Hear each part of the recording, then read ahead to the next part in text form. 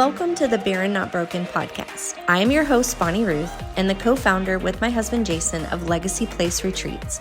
It's a ministry focused on equipping and encouraging couples who are navigating the many difficulties of infertility, miscarriage, baby loss, or childlessness not by choice.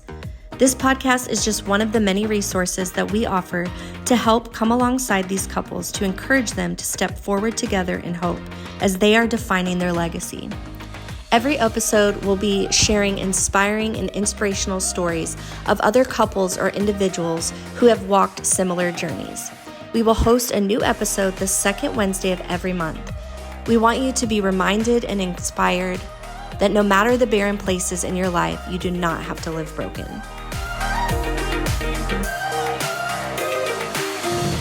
Hi, it is Barren Not Broken Podcast, a brand new season. Woo! And I am your host, BonnieRuth. I'll be with you throughout the whole season. Today, we have the best guest ever, my husband, Jason. That's me. But throughout the season, you're going to have amazing couples and individuals that are coming on just to encourage you and inspire you. If your journey is infertility, miscarriage, baby loss, or childlessness not by choice, we want this podcast to be an encouragement to you, to remind you that no matter the barren places in your life, you do not have to live broken. That's right. So we're going to kick it off today talking about how do you step forward together in hope.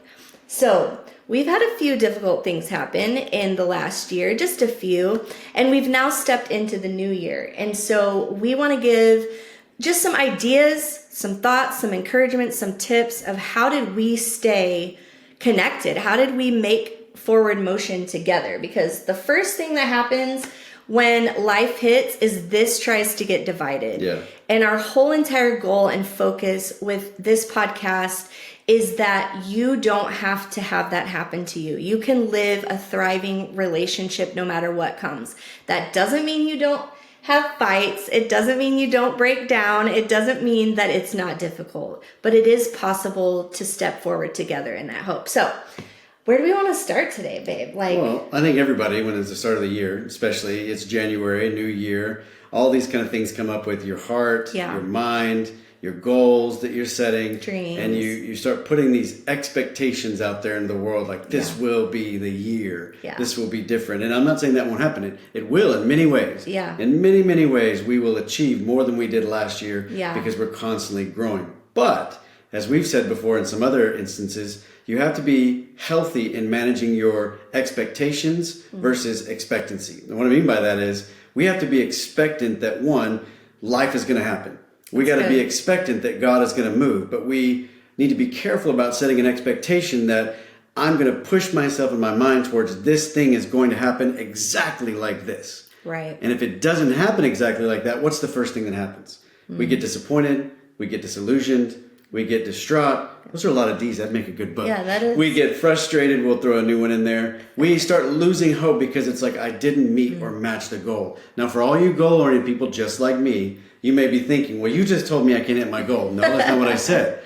God willing, you'll hit everything in your goal. Yes. You'll take it down. However, should something unexpected come, if you're living with expectancy, then you're able to acknowledge, hey, this thing happened. Now what? How do we move forward? That's good. What's our new motivation now that it didn't go exactly as planned? Yeah. Right? That's so good because I think that's something that we've learned through this journey of walking through infertility and 3 miscarriages and now taking our story and putting it out there, hopefully to create purpose and encouragement for other people walking through it. But in that, there's been a lot of disappointment. There's been a lot of times where expectations haven't been met.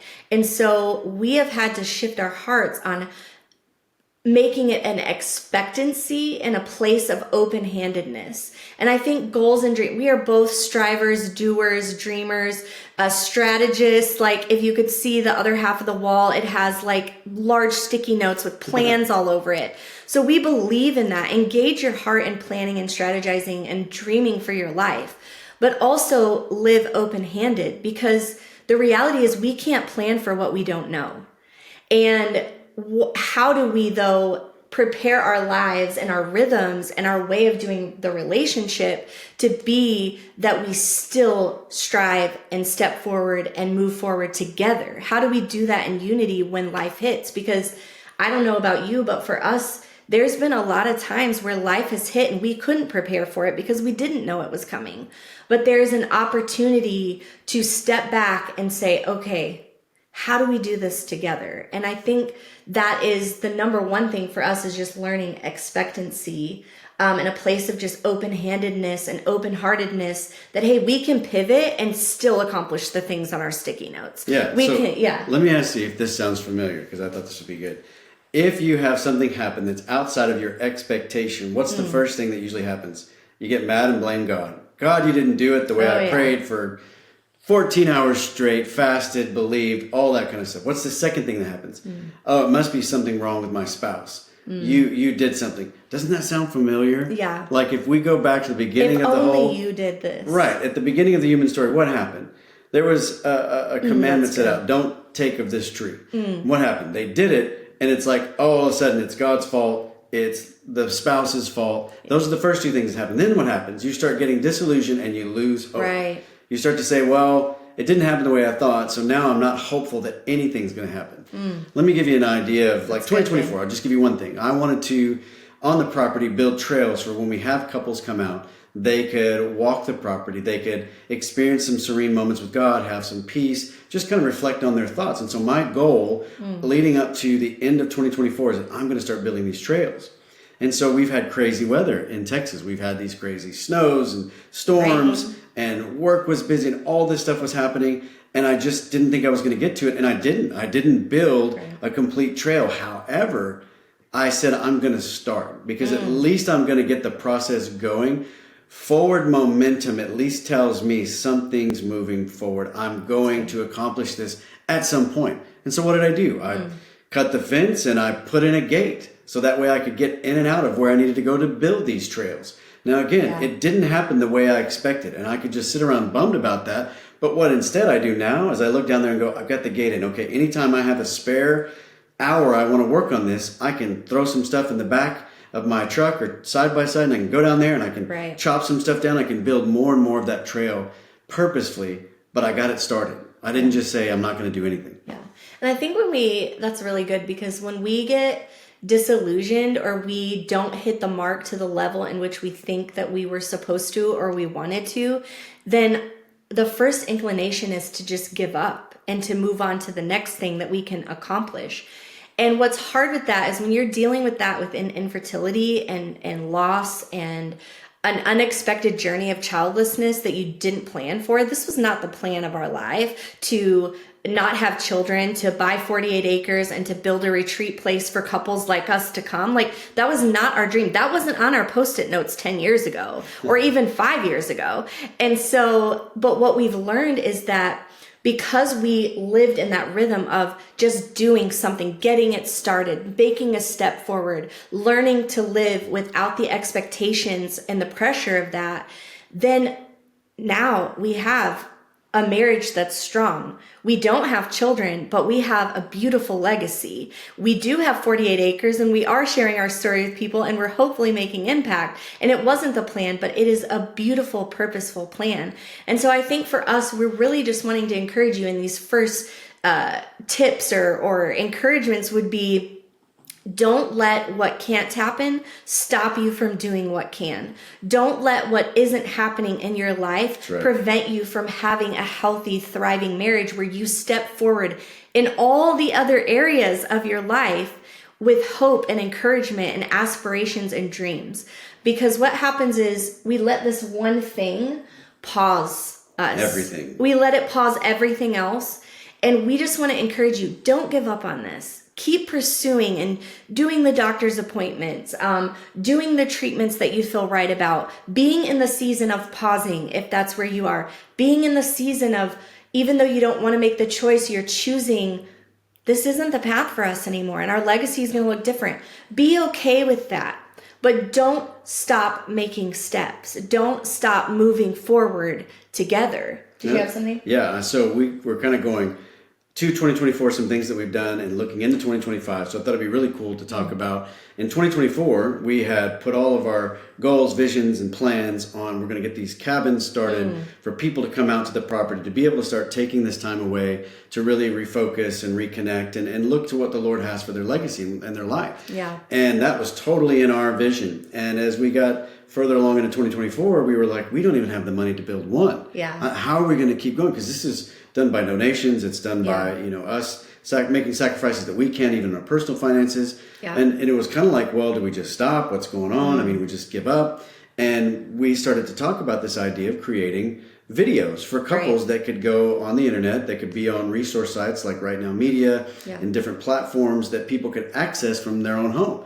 And so we shifted gears, and now that came through lots of conversations, lots of prayer, lots of, well, if we spend the money on this, how are we ever going to get to this? But it was like our goal, though, and this is important, how do we help couples? How do we give them tools? How do we provide hope? How do we show them that things are possible? We can just stop and not do anything. Right. Or we can come up with a method to do something. And doing that, we recorded a whole series of videos for couples that are going to be online. And I'm hoping that shows you, don't just look at the barrier or the wall or the thing holding you back as, I can't do anything now.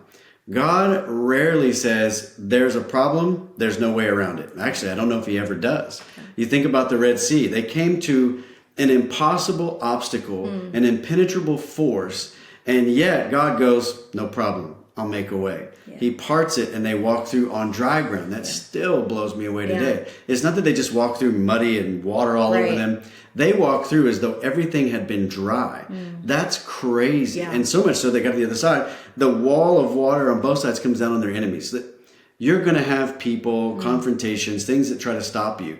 If you continue to walk with God and ask him, okay, this isn't working like I thought, what's the way? Because what the Christians used to be called is followers of the way. You have to take the mark of whatever the sign is posting telling you where to go. Sometimes you'll think, I'm going to go here and that's exactly where I got to go. And you'll get almost there and God will say, well, I got a quick detour. I'm going to take you over here. You're still going to get to your destination where you want to be. So are we. That's good. But you have to make a choice to go, okay, maybe God is utilizing this to do something new. So I encourage you, don't lose hope. Just keep looking for God. Okay, where's the way? Where's the path? Because the Bible says that you may plan and you may make your plans, but God will direct your steps just one at a time. Where do you got to go? And if you have to stop, where's the next place you got to go? Yeah, and I think in that, like, in sharing that, we thought we were going to build cabins in 2024. We pivot. We make a 6-part video series. It's launching in February, by the way. We actually had to deal with disappointment. Even though we pivoted and we had this plan and we were excited, also took a lot of faith, and we've never done anything like that before. So it took a lot of sacrifice. It took a lot of learning, and stepping out in the unknown. And I'm sure that all of those things can feel relatable in your own story and your own journey. But the reality is, like, in that, there was a moment that we had to let go and grieve what wasn't going to happen, even though we were excited about what we were doing. Yeah. And so I want to point that out because I think it's important to understand that in order for you to fully make a pivot or fully look for the way and ask for what is the way, you have to be able to grieve what you thought the way was. And if you don't take time for that, the flourishing of stepping forward into the way will not feel the same. And so do not deny yourself the ability to grieve what isn't happening or what you thought should happen or how you thought it should happen. Now, with that said, we are still going to build cabins on Legacy Place on this property at some point in time.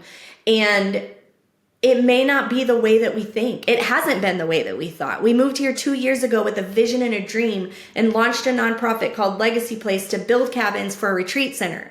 Little did we know we were going to be pivoting that, and that was going to take longer than we thought. But we're still going after it. So we're not saying don't go after the things that are in your heart, but we are saying, what is the way to get there? What is the God way? What is the path? And how do you do that and be able to have that momentum together? And so if we would have, second point, don't stay in the grieving, because then what happens is you miss out. And for us, we actually had to get on the same page. Jason wasn't on the same page of pivoting and doing the video series at first. If we're being very honest, he was like, I think that's not a great idea. And I had to kind of lean back a little bit, take a breath, and pray and be like, God, I really feel like you gave me like the way. How do we get on the same page? Well, I think it's important you talk about that, because that's what real. happens when one person feels like we're going this way, the other person doesn't feel like we should go that way. Now you have an impasse here. And I think God loves to move in unity. So actually, I know he loves to move in unity. So if that's the case, he's looking to bring unity here first before taking the steps forward. Oh, that's good. And so for us, it was a couple of dialogue, conversations, couple of sit outside, take walks. What are you thinking? What do you mean? How do we do that? For me, I am that person. I fully admit that I'll set the plan. It's like, okay, this is probably how it should go. And I have to continuously put my mind back in expectancy that, okay, maybe God's doing something different or new. And so it takes me a while, even though I know these things, teach these things, I have to get to the point where I go, okay, this didn't look or doesn't look the way I thought. Now what do we do? And so the way you successfully manage that is you have conversations. Right. Frank, open, and it doesn't have to be long, extended ones for hours upon hours. Or strife. It doesn't have to have there's going to be tension in it, but it doesn't have to have anger or frustration or disrespect in it. We're not telling you to have a fight, but we are telling you to have the hard dialogue where you can navigate what the other person is thinking and feeling and knowing where they're at before you step forward. I think sometimes the false misnomer is that we believe unity happens instantly, and unity takes time. Anything that you're unifying together takes a process. And so God is more interested in that process so that we continually discover about each other, discover about his purpose, discover about what his plans are. You have to let that mold and shape and shift. And I think that's why God, when he says that he's molding us like a potter with the clay, if you've ever watched that process, there's some detail that goes into that, but it's very refining step by step by step of building that piece that he sees in his mind. Yeah. So if that's you, if you're doing this plan, if you're trying to go towards infertility treatments, if you're trying to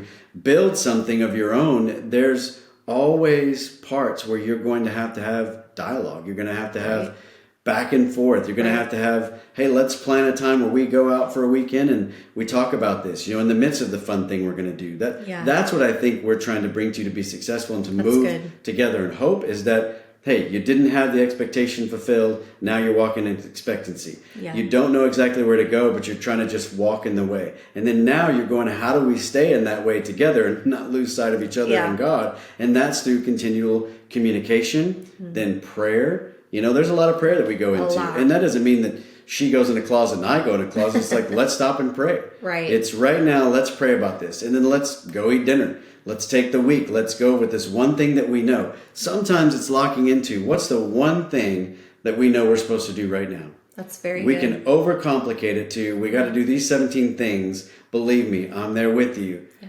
But sometimes it's just as simple as, what is the one thing that I know God's told me? I don't doubt it. I don't have frustrations about it. It's I need to do this thing. Do that thing. Yeah. And then ask God, what's the next thing? Again, really followers of the way, here's this thing. I'm going to hit that. I'm going to go after that, and then God's going to give me the next thing and the next thing. Yeah. And I think I would add that as long as this is in unity, what treatments you do, what time frame you do them, if you take a break, if you have had loss and you need to go to counseling, or one of you needs to start counseling and the other one doesn't need it yet, or you need it together, whatever the decision might be as you are working towards building your family, or you're making major decisions in what legacy looks like for you, you need to understand that as long as this is in unity, it doesn't matter what other people think. And they will always have an opinion. They will always want to speak into it. But what do you know is the way for you? What does stepping forward together in hope look like for you? Because no one else has to make those steps, and no one else has to put the hope and the faith in it except for you. Right. And so if you can do that together, even like Jason said, if it's one thing at a time, if it's one decision at a time, if it's one conversation at a time, that's what we're encouraging you to do. It is not... As you know, if you're in this journey, you know that we're past it happening overnight. We're past it being something that just happens. We aren't in that. That's not our story. That's not our journey. But we can have a journey that is stepping into the way, that is stepping forward together in hope. That can be your story no matter what you're facing in your life.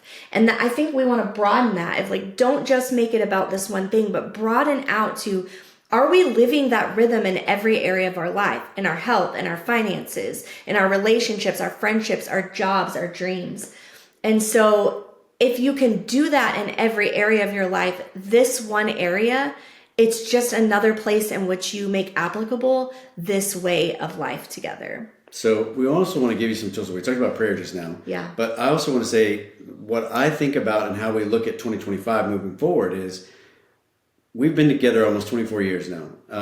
And some of that is we look at the foundations of that next year at the beginning of that year. And what I mean by that, I mean, we look at not just vacations, trips, people you want to see, things you want to accomplish, things you want to do, all these kind of things. We really talk about, hey, how are we doing with our foundational relationships? Like, do we have a plan for how we can consistently meet with them? Do we have them in our schedule? Because that's what keeps us strong, really. That's what keeps us prayed up, encouraged, moving forward together in hope. So if you haven't talked about, hey, how do we work in these relationships that grow us, define us, develop us? Then you've got God being the first one. Right. God obviously is the first one. You know, how am I spending time with God? Some of you are not going to be morning people. I'm not a morning person. We are not morning people. I get up in the morning and that's fantastic. But I don't go somewhere at 6 a.m. every morning because that's not me. Believe me, I've tried. Yeah. I've tried 5, 6, 7, 8. What works for me is I dedicate time in my day to God. Right. My first thing that I do when I wake up is to acknowledge God and thank Him for everything I have, and to read a scripture, like one, and then let that set a tone for my day, that's the beginning and that's the first set aside from Him. But other than that, it's now I take moments in my day to read His Word if I can on my phone, in a Bible that I have laying around, and to pray and to worship somehow, whether that's just me lifting my hands and saying my own worship to God, or that's listening to a song, or that's me taking a walk. There's something in my day that's going to worship Him. So that would be a foundational thing. Put God first. Absolutely agree. And whatever way that you found that does that for you individually and corporately as a couple. We found that driving together now, because we live so far away from everything, is we put on a podcast, or we put on worship, or we put on a sermon. And we foundation. We develop together. And what used to be the worst place for us, a vehicle, has kind of translated. And again, take expectation out of the format and say expectancy is, what did God do? What does He want to do? Now that's become that place for us that we can connect. Yeah. So God first, and obviously you're doing that as a couple, but I would say relationally, not just your friends, but the place that you grow your faith in your church, in your circle / life group / people group / whatever that group is you call it. Basically, it's all you and your friends getting together that they give you life. And then it would be, who are the people in your life that grow you as a person, whether that's mentors, whether that's spiritual leaders, whether that's pastors, whatever that may be, setting time aside to say, I'm going to meet with these people. I'm going to spend time with these people, and I'm going to allow them to grow me, develop me. And then I think the last thing that I would say is, and it comes to our foundation, is how are we going to serve? So we had a really difficult thing happen at the beginning of the year. I won't say that now, but it happened. And one of the first things that came to mind is, well, we got to stop all of this, which would be giving or reaching out to missions friends of ours and saying, hey, we're supporting you this year with this much, or with this what we're doing. And instead, we said, hey, it's here now. We're going to continue to give that. We're going to continue to see God bless, because it's not just about our own mission. There's other people relying on us to continue to move in faith and to see God do big things. And so we've kept doing that. That's a foundation of ours, that we're going to be generous. We're going to continue to give, because we know that there's someone on the other end of that giving that is relying on that to reach someone else and to reach someone else. And you can see the patterns that goes down the line. So a foundation again of ours is being generous, serving the people around us, to be ministry oriented. You know, go back to 2024, before the end of the year. And again, this is about foundations. Our heart is always to look for ways that we can serve and support people, and specifically in our community. So we built a relationship with one of our local restaurant people that is a manager there, and they had a filming coming up to put on their socials and to tell the community about what they were doing. And they said, hey, can you come? And so we section out time to do that. Because again, it's foundational. So we knew that in 2024, we set that. And now we're setting all those same things for 2025. So I'm saying, put those things together. That's your list of what you're going to do. None of those things are complicated. Right. But all of those things are integral to making sure that you have the most successful year possible. Yeah. And I think that applies to anything that's on your 2025 list. Kids, marriage, finances, jobs, whatever it might be. This pattern applies to that.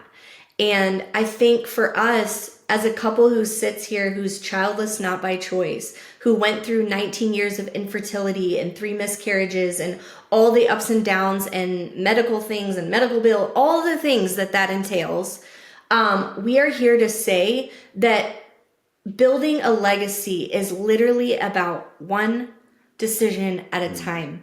It's taking all these things we're discussing today, the way, the prayer, the generosity, the serving, the talking and being in unity. It's making those decisions every day in every area of our life, because we may be childless, but we have a legacy. We have a purpose and a destiny, and we have a beautiful relationship that does not thrive or fail based on one area of our life. It's based on every decision that we make every single day. And the word that God gave me this year was to thrive consistently, to be consistent in thriving. And so what I'm trying to share with you is that in order to thrive, you have to be consistent.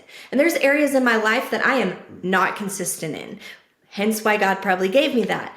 But I want there to be consistency. I desire there to be consistency. And so in that, we want to encourage you that these are the things that we have learned and have put in place that we believe are why we are thriving in our journey and our story and building a legacy, regardless of our bloodline, regardless of our story of not having children.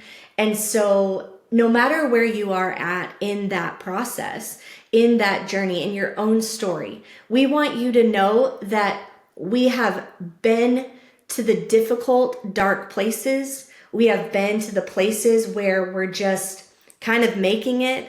And we have been to the places where we're thriving. And as Jason shared, something happened at the beginning of this year that knocked us back. It smacked us in the face, and we had no idea it was coming. And we initially felt like, oh my gosh, like the fear came of, we're done. Like we can't keep doing what's in our hearts. Another loss. I'm going to be vulnerable with you and share. The first thing I said to Jason was, and this is heavy, but I feel like people need to hear it. I said, could we not just birth something and bring it to fruition? Like, can something not happen in our lives where we are bringing it forth to fruition? And I'll never forget what he said back to me. He said, but we haven't lost this yet. So sometimes we leave our dream, or we step away from something, or we get a mindset about the thing that we are going after, and we quit it too soon because it's not happening the way that we thought. And just because this unexpected thing happened, it doesn't mean that we aren't going to bring something forth to fruition. It doesn't mean that Legacy Place is not moving forward. It doesn't mean that the things in our hearts are dead. But it does mean we have an opportunity to find the way. And that's what I think, together we're taking our own steps. Like, we literally right now, in this present time, are having to walk these things out ourselves in a new season. It's not about having children this time, but it's about this other area of our life. And so we're literally coming raw and vulnerable, like, we're in this with you. We are literally living this out. We are literally walking, seeking the way of God for our lives. And so our greatest desire, though, is to walk and step forward together in hope, because hope is the substance of things that we can't see. It's what we can't see, but we're putting our hope in the way, in the one who leads the way, so that we can be together in hope in the future of our life. Yep. So my closing to you on my end would be this. You can do this. It is hard. There are some things that may have already happened to you this year. Mm-hmm. We're only 13 days in, and there may be some things that have already just smacked you in the face, hit the fan, as we call it, or just felt like, in your heart, you just tumbled down a great mountain that you were hoping to climb. But you can do this. There is hope. God is bigger than all these things coming against you and us. Yeah. There are opportunities waiting for you. I think of it like this, and BonnieRuth probably hates it, but when I was in college, I worked at a buffet place called Golden Corral. And I hate that place. And what I remember from that buffet is the beautiful thing about it is there's so many choices, there's so many options. And the funny thing I found is people love to build multiple plates of food. You know, think about it. If you've ever gone to Subway or you've probably built a different sandwich over and over. The reason that you like that option is because you know there's more options out there, and you can create and you can define and you can refine. So good. God has so many options for you and so many blessings for you and so many things that he wants to do. Don't let, if anything has already come to you to get you to think God's not with me, he's not for me, he doesn't want this to happen, he may want something greater to happen. He may help you see what it looks like at the end of the process. Again, back to the buffet, whether it's ice cream, Subway, whatever it is, you get to the end of it and you go, okay, that's mine. That's what I was looking for. Yeah. God is doing that process with you, with us, with everyone in this world every day to get to the place to bring him glory and to show just how good he is to the world around him, around you, and the people around you. You can do this. Keep going. You got it. And you can do it in peace and grace and hope. And together, you can step forward together in hope. So with Barren Not Broken, like I shared, this is all about reminding you that no matter the barren places in your life, you do not have to live broken. That's right. You do not have to let it overtake you. So thank you for being with us today. We're so honored to share a little bit of our story and what we're doing with Legacy Place and this podcast. And you can go forward together in hope. Amen. May God bless you and enrich you greatly. It's going to be a great 2025. That's right.